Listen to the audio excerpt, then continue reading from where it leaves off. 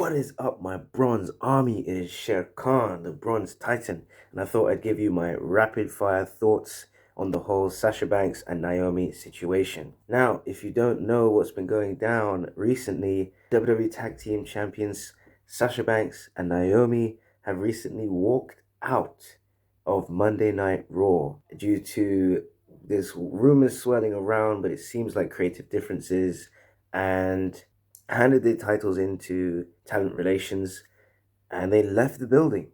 And a recent update just now on Smackdown, they have been suspended indefinitely.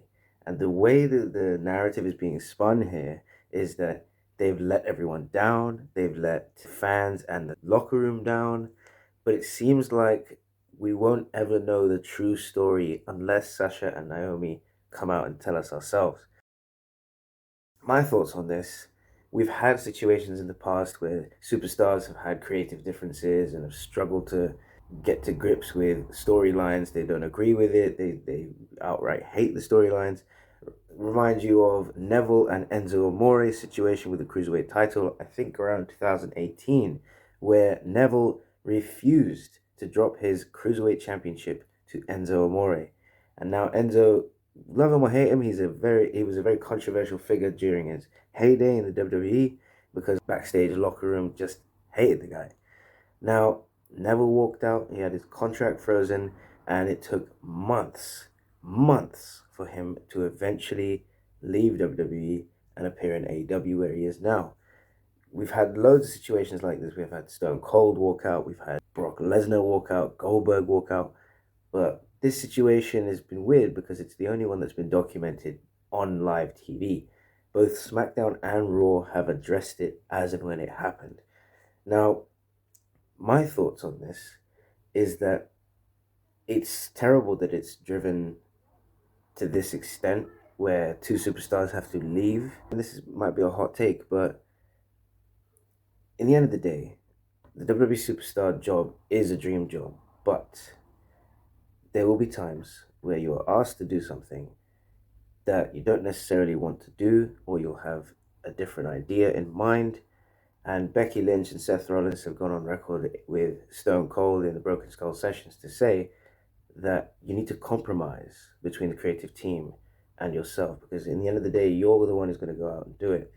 But that doesn't mean you take things into your own hand like we've seen with Big Cass and the Daniel Bryan storyline. You have to meet them halfway. Okay, let's do that, but how about this way? Now, it's a shame that we've seen Naomi and Sasha Banks be driven to this extent of frustration to leave, but in the end of the day, it's a job that they have to fulfill. And a lot of people, a lot of wrestlers up and coming are vying for those spots on TV. Even 5 minutes of TV slot time is valuable. So for Naomi and Sasha Banks to walk out, I wouldn't go as far as to say I'm disappointed by it. But in the end of the day, they have an obligation that they felt they couldn't fulfill.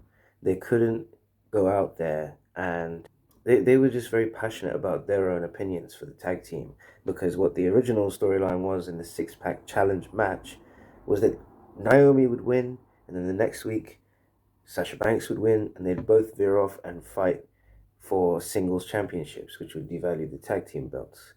But what I say is that they weren't happy with that, and therefore they walked out. Now, you can compare this to previous situations of Neville and Enzo and such, but it comes down to they didn't want to do the job. And take that how you will. This is a rapid fire opinions of the situation. I'll let you know on when I know more and when more reports are out there that are conclusive. But until then, I have been Sher Khan, the sports entertainment analyst, the TikTok titan, the bronze titan. And I will see you very soon. Sher Khan out.